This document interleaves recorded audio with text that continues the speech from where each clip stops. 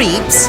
I'm here to welcome you to Comic-Con, the greatest, grandest, goofiest gathering of comic book nuts in the civilized world. I myself came to fame on the pages of EC Comics, thanks to Bill Gaines of Mad Magazine fame.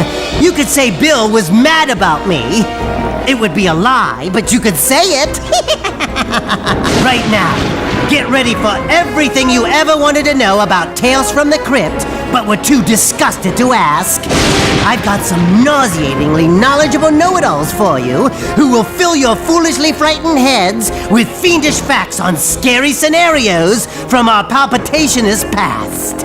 It's Q&A time, creeps, so without further ado, boils and ghouls, here's our panel!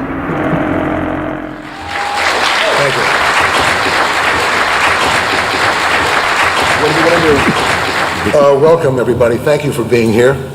My name is Jack Wall. At least I think I'm Jack Wall. I'm president of Tales from the Crypt. But I try to get over that if I can. So, thank you.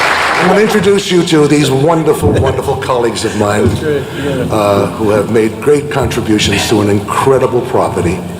Tell you a little bit about them, and then we want you. We'd love you to ask us all the questions you've been dying to ask about Tales from the Crypt. Chip Selby, a wonderful documentary filmmaker, recently put together, wrote, directed, edited, produced Tales from the Crypt, from the comic books to television. I wonder if anyone's ever done the horror comic controversy, because I knew of EC Comics and I was a big fan, having discovered them when I was a teenager, and I thought, now that's a great story. I mean, not only would that be fun, but it's such a great story because you have this dramatic controversy and the Senate hearings and all of that stuff. This man is Todd Masters.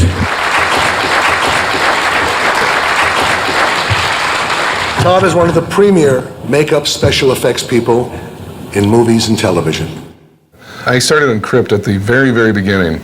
They thought I was an art department guy, which was kind of funny. I got hired by some friends through the art department to make the actual Tales from the Crypt, the actual Crypt set where the Crypt Keeper would play.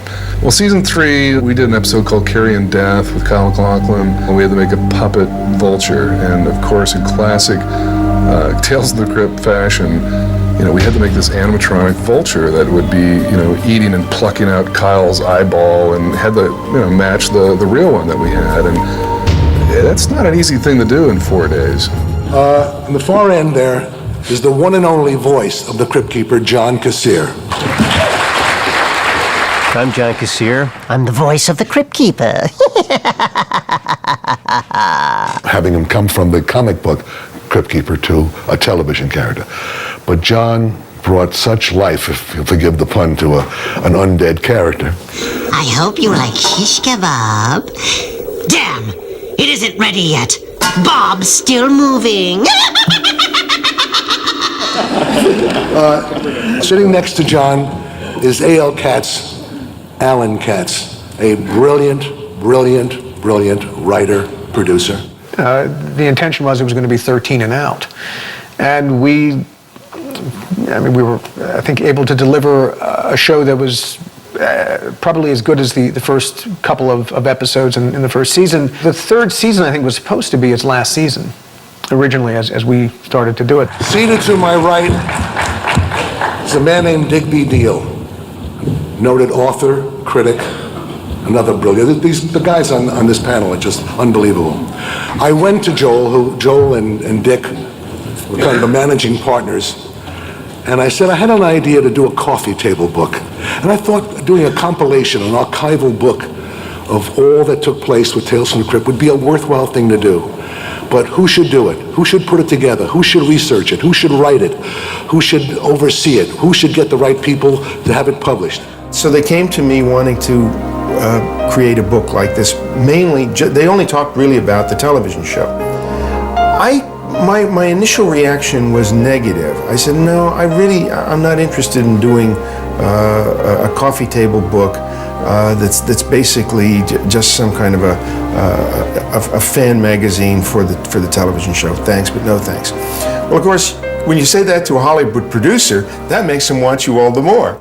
At any rate, Digby put together, just happened to have it handy, this incredible Tales from the Crypt book.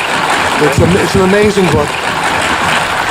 Digby, why don't you just give us kind of an overview of the property itself? Well, thank you, Jack.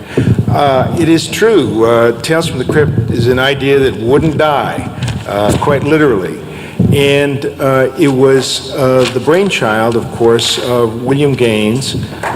Yes, indeed, please. The creator of EC Comics. Well, sadly enough, I never had the opportunity to talk to Bill Gaines, who died before I had the chance to meet him. But I certainly talked to everybody around him. And the story was that he was an avid fan of the television series. He only lived to see the first 3 seasons. So this 3rd season, really quite a remarkable season, not only because of all the extraordinary people who were in it, but because Bill Gaines was so into it himself. Bill Gaines was kind of a King Comus. He was a guy who just made everybody laugh. He made his living with laughter. So that was actually one of the things I hoped to do in the documentary, was to enlighten those people who knew of Tales from the Crypt as a television series, to let them know that there was a backstory to it, and a very interesting backstory. For the comics to be referenced in Tales from the Crypt, it became really important in a couple different ways. One is that we always wanted to tribute the source material, because again, Tales from the Crypt was a different thing altogether. There was a certain texture to the stories. They're always sticky, they're always gooey, and I think the comic book covers always kind of represented that. I would say that many of the episodes were faithful to the original story. Some were a little bit more faithful than others. So some of them really used the panels as storyboards for all of the shots in the show, or most of the shots in the show. And others kind of, the story was old and needed to be updated, so they used that as sort of the springboard and jumped from there. What I think is very interesting, though, is that the comic books were basically put out of business by the Kefauver Committee. They decided that the comic books were the cause of juvenile delinquency. An archbishop up in Boston decided that the real problem with juvenile delinquency and the way to end it is comic books, right? Which now seems like such an absurdity. But somehow in the 1950s, it all worked. They really believed it. So the 50s were a very strange time for a lot of people. So things were going on, and we were sort of looking for answers. They had some problems with the Times because people thought those comic books were affecting teenagers. Sound familiar? It never goes away. We keep wanting to find the cause of this problem, we say juvenile delinquency, and we think that it's some aspect of popular culture, but even when we get rid of those aspects of popular culture, juvenile delinquency doesn't go away. Lights! Camera! Action! It's wonderful how many people that Tales from the Crypt keeps reaching, millions and millions of people in all of its various forms. And now in DVD, it's going to reach millions more. The amount of comic book projects, properties, characters have become feature films.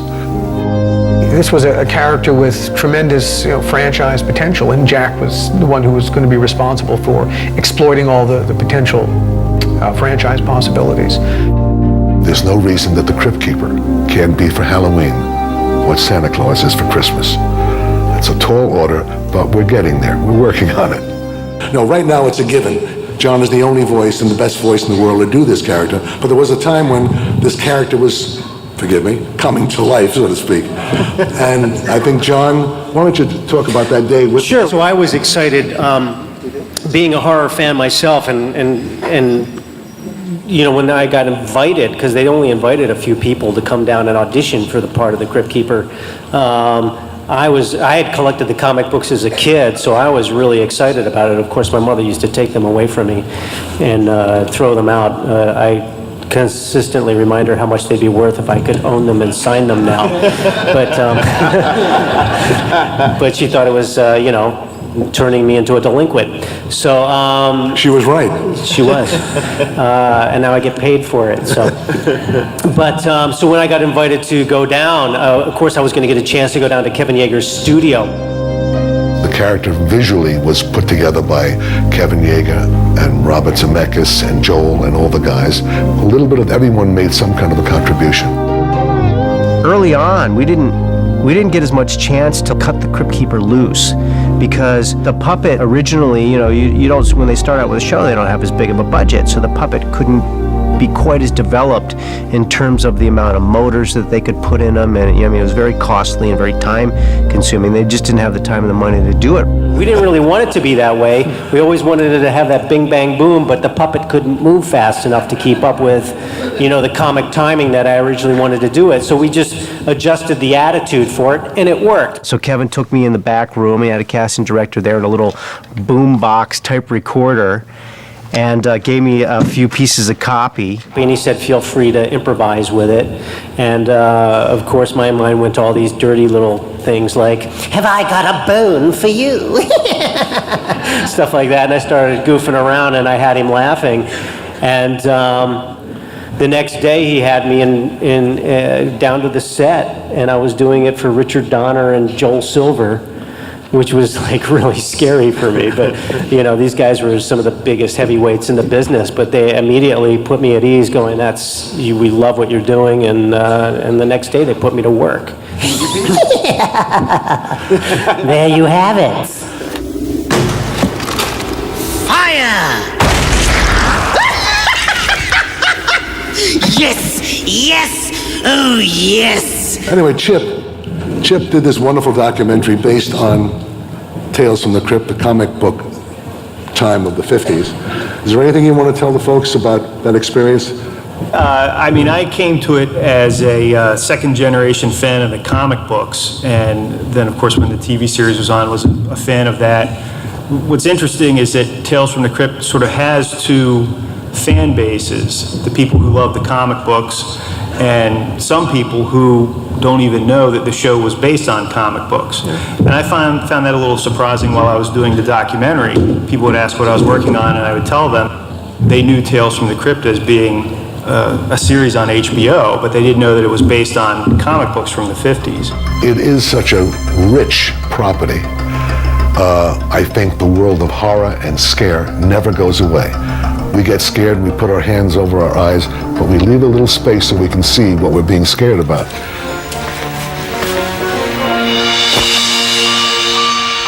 We all have gone through that where we're watching something on television or in the movies, and you see the main character going to the closet, and the bad guy's in there, and you're like, no, don't go in there, don't go in there. And we've all done that, or we've all seen that. So I think we all just, we love to be scared. We get a thrill out of it, and horror movies or horror television or horror comic books is one way to experience that. I don't remember scare and horror ever being as popular as it is right. It never goes away. It's, the curve goes up, it goes down, but it never disappears. And I think in the category of that genre of scare and horror, you got to go a long way to find anything better than Tales from the Crypt. Because of the way that the show was done, there is a timeless quality to it. It will not get old. And that's why I think it continues to be relevant, because the message is universal, and of course the way in which it was delivered was timeless. You can watch television from 50 years ago, and somehow it still holds up to some degree. Tales from the Crypt will be around forever, in my opinion. I hope I am.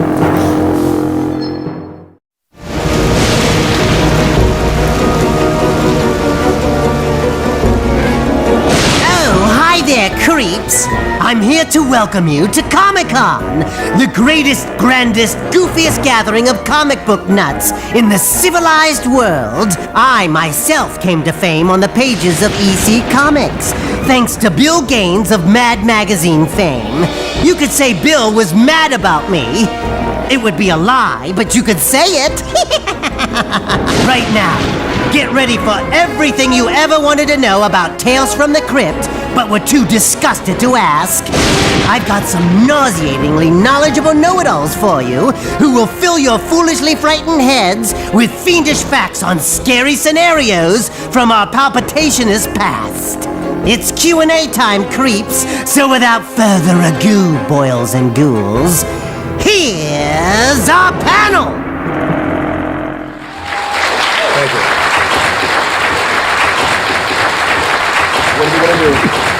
Welcome, everybody. Thank you for being here. My name is Jack Wall. At least I think I'm Jack Wall.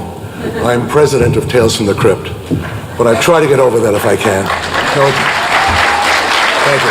I'm going to introduce you to these wonderful, wonderful colleagues of mine who have made great contributions to an incredible property.